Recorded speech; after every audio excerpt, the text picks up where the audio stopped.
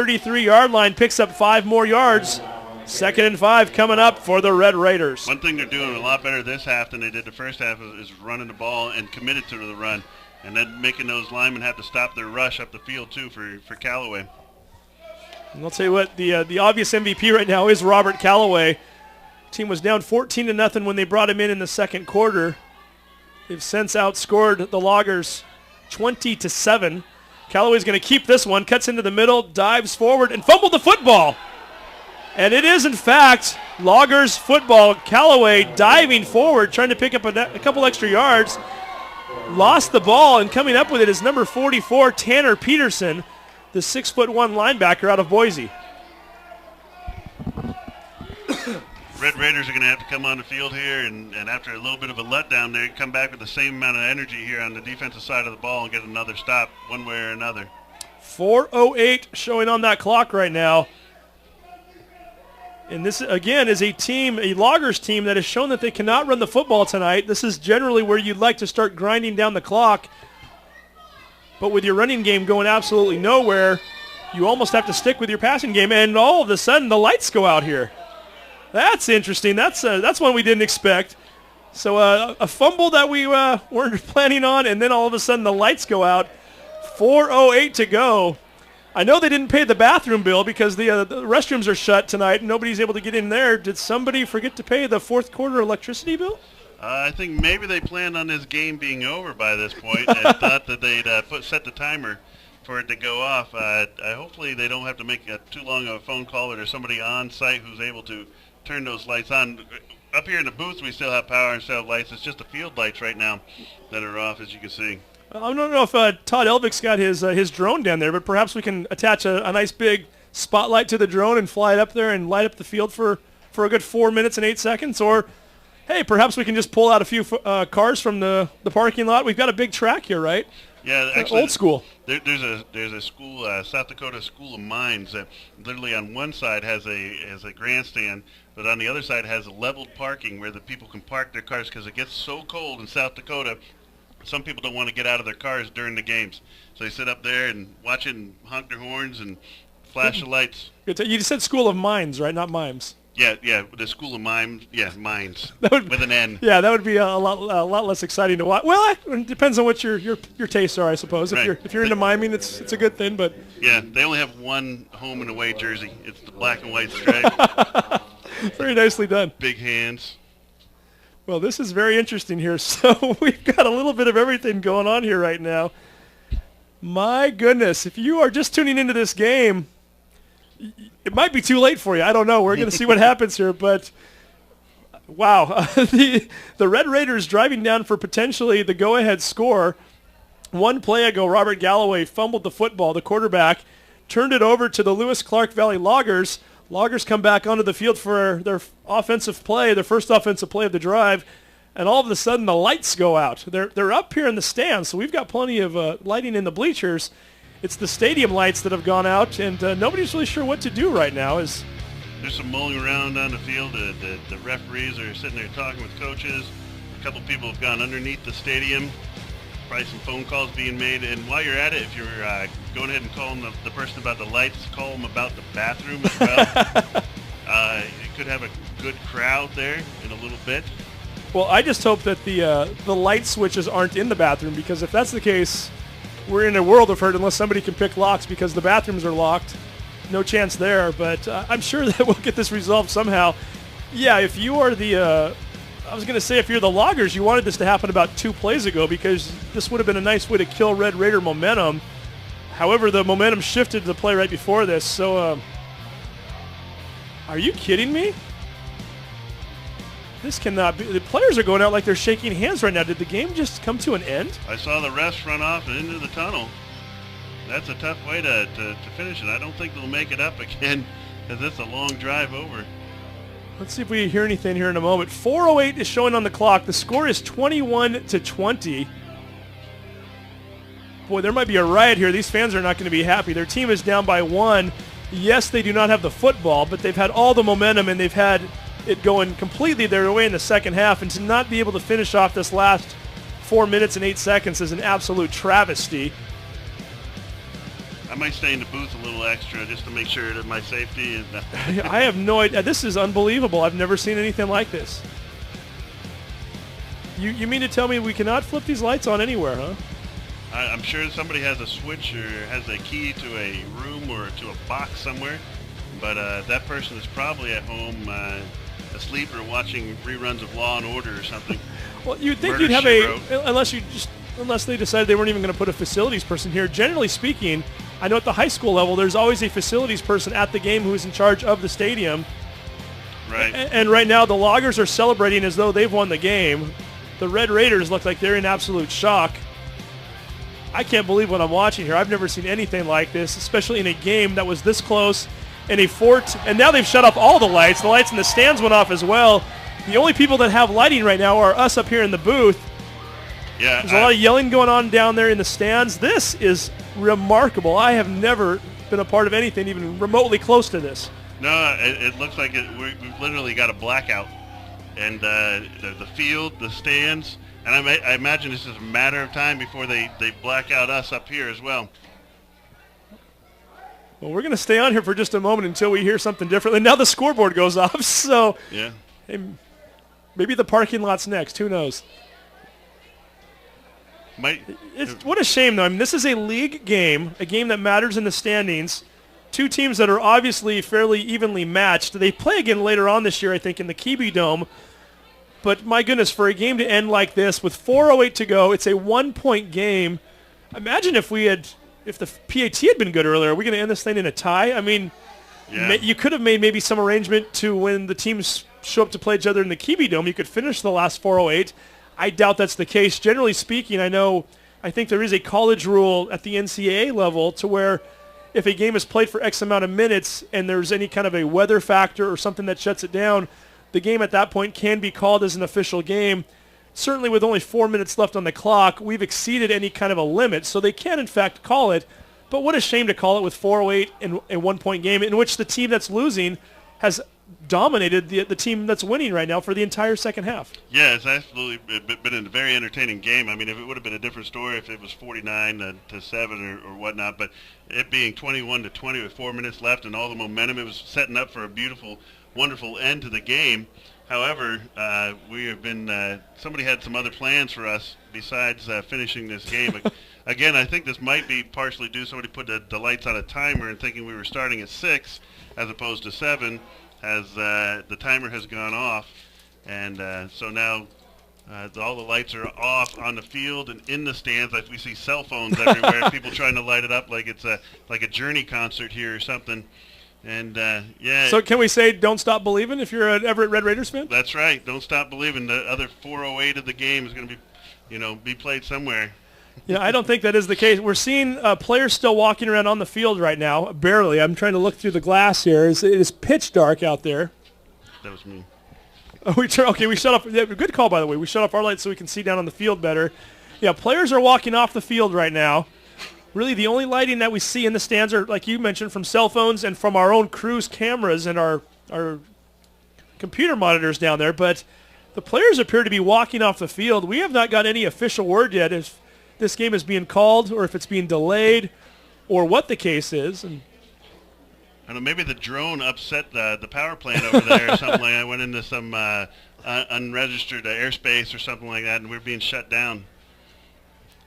Yeah, whatever the case is, we're not playing football, that's for sure. And that's unfortunate, too. Yeah, I thought I'd seen it all. I actually called a game in the fog last year in which we could not see the field the entire second half. That was interesting. This one takes the cake, though, and I was just thinking, could we play it in the dark somehow? Could we get lighting out there? Yeah. There's a lot of noise going on down there right now as the referees are still on the field as they now run back towards the locker room. I think the referees have turned into makeshift electricians, and they're trying to work with whoever is here, or whoever is on the phone to try to do something here. We're not positive, though, but, I mean, the referees haven't totally disappeared. They went underneath the tunnel and into the locker room, then they've come back out. And none of the players have left yet. No, there's a lot of milling around and kind of, dismay by a lot of the players. They're not exactly sure what's going on. We got guys still riding the bike down there. We got, families on the track. It's almost as though the game, I mean, I'm watching some of the players now. One of the players is carrying a cooler back towards the locker room, so maybe this game is in fact over. You're right, though. One of the players is riding the bike like he's trying to stay loose.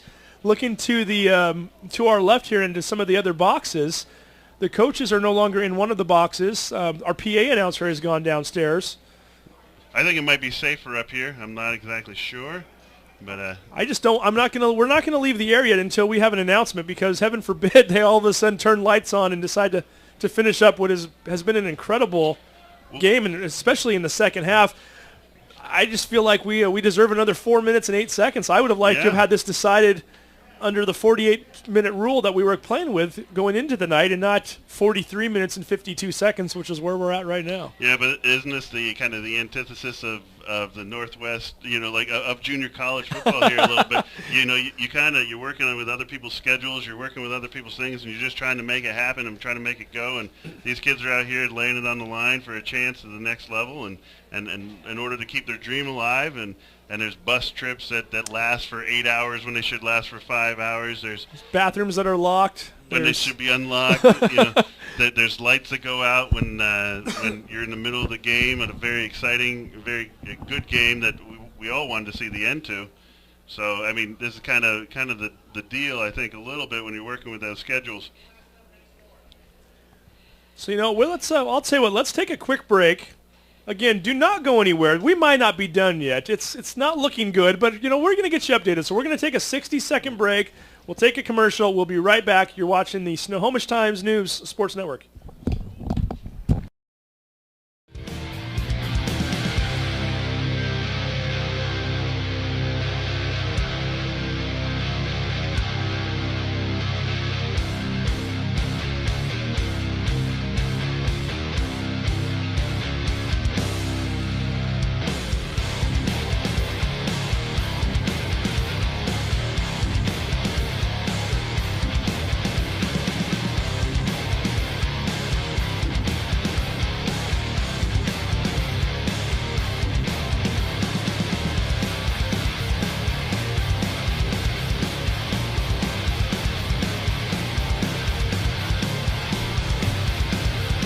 Okay, we are... Let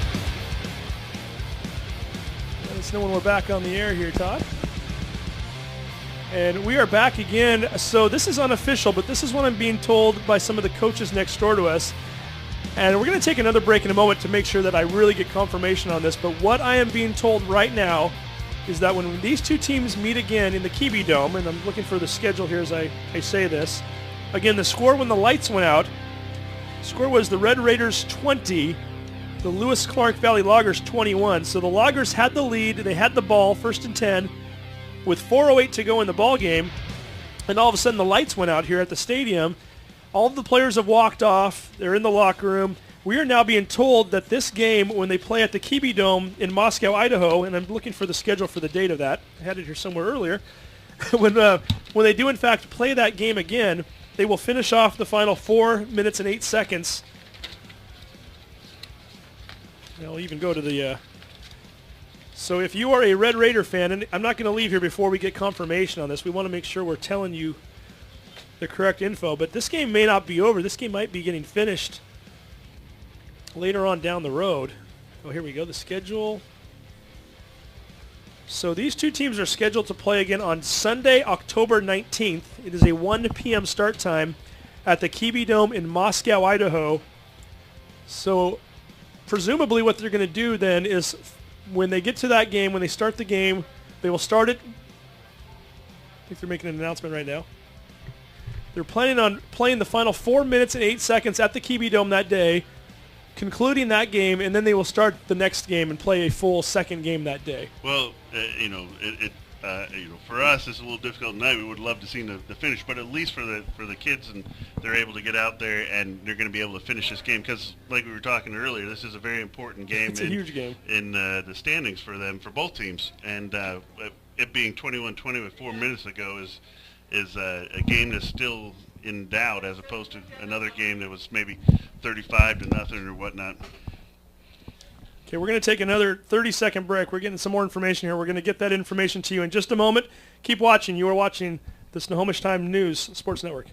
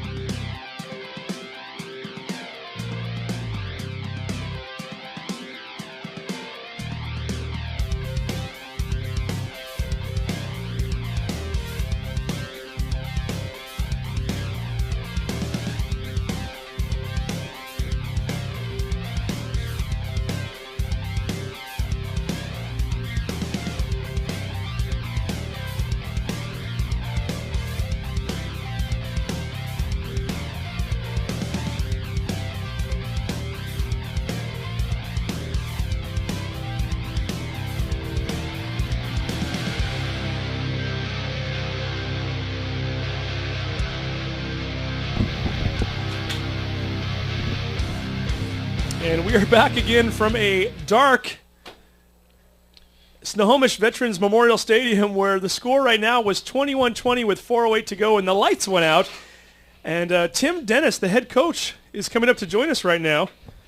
I believe we've got a microphone here for Tim as well as we tune him up here for one moment. And Tim's going to give us confirmation on what we've been told anyway. So let's make sure this thing works. Tim, I'll have you grab that. First of all, thanks for joining us. So, Tim, give us confirmation. We are being told right now, and you tell me if this is right or not, the game will be resumed at the Kiwi Dome in October. Is that correct? Yes, that's correct. Unfortunately, Lewis and Clark got caught behind a fatality.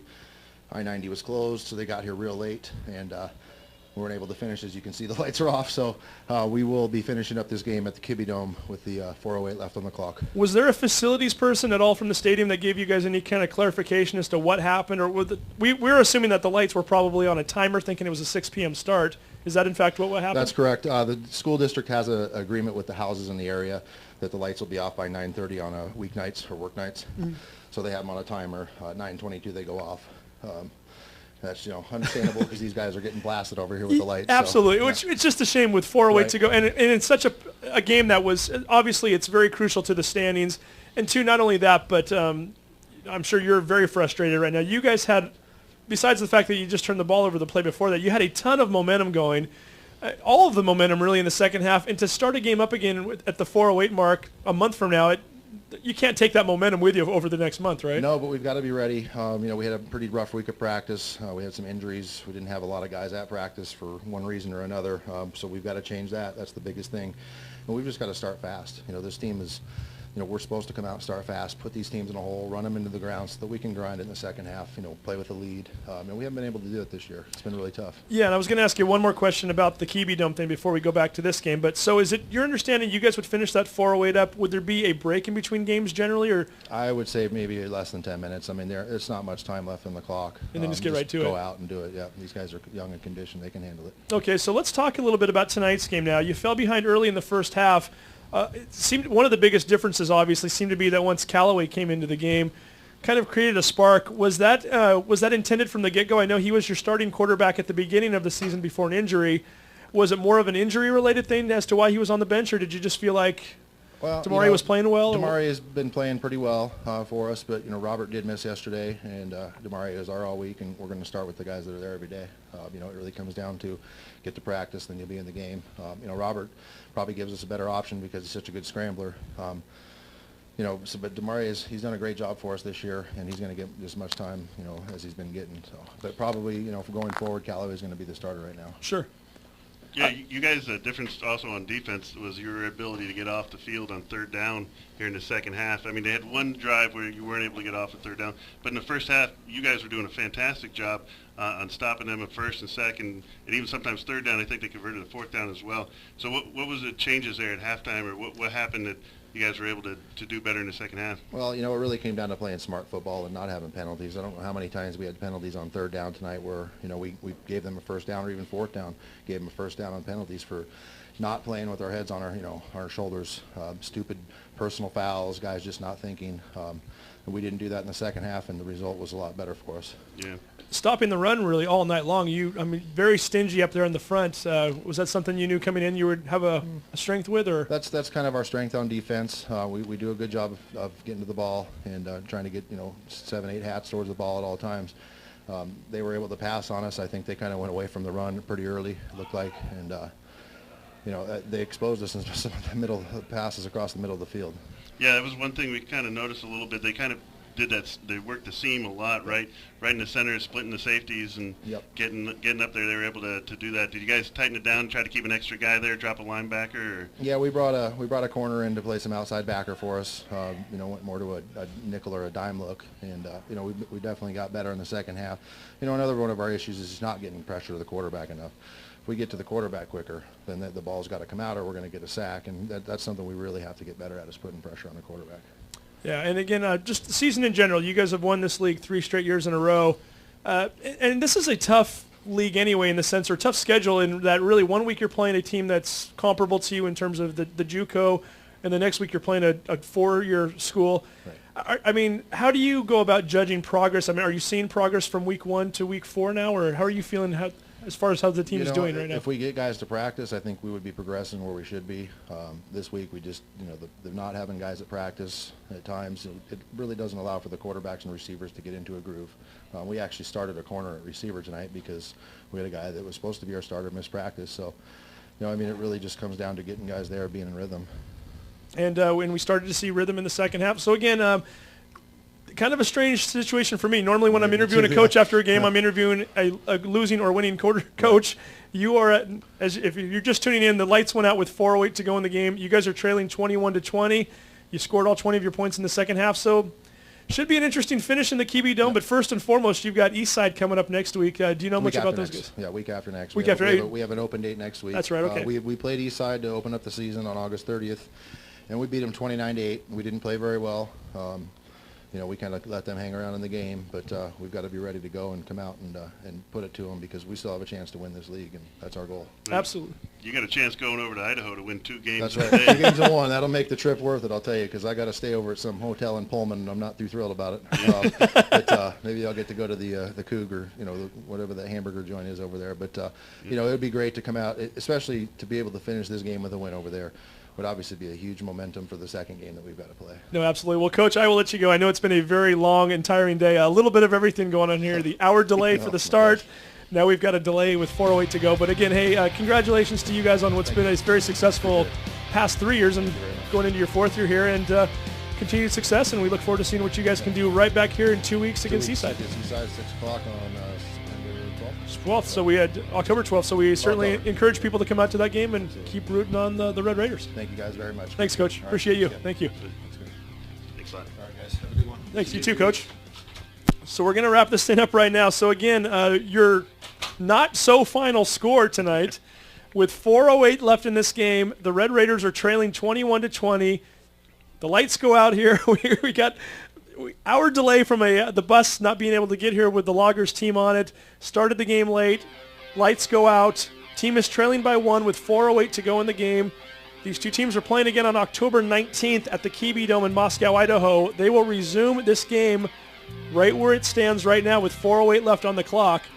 So the Red Raiders have a chance to go over and maybe get a win from this game tonight on October 19th, and then 10 minutes later they will follow it up and play this very same Lewis-Clark Valley Loggers team that day. And yeah, what can you say? It's been an interesting night. Like you said, though, the second half was all every Red Raiders, and they were able to get no momentum, but you obviously can't pack that up in your suitcase and bring it to the Kiwi Dome. So it'll make for an interesting Sunday over in Moscow, that's for sure. Yeah, definitely. So hey, for Josh Elvig, for Todd Elvig, and everybody else with the Snohomish Times News Sports Network, it's been a lot of fun tonight, and this game is not over, folks. So stay tuned. We'll keep you posted on what's going on. Certainly, Google Everett Red Raiders. Follow their website. We'll try to get you some more information. If I get any more tonight, I will certainly send that out via Twitter.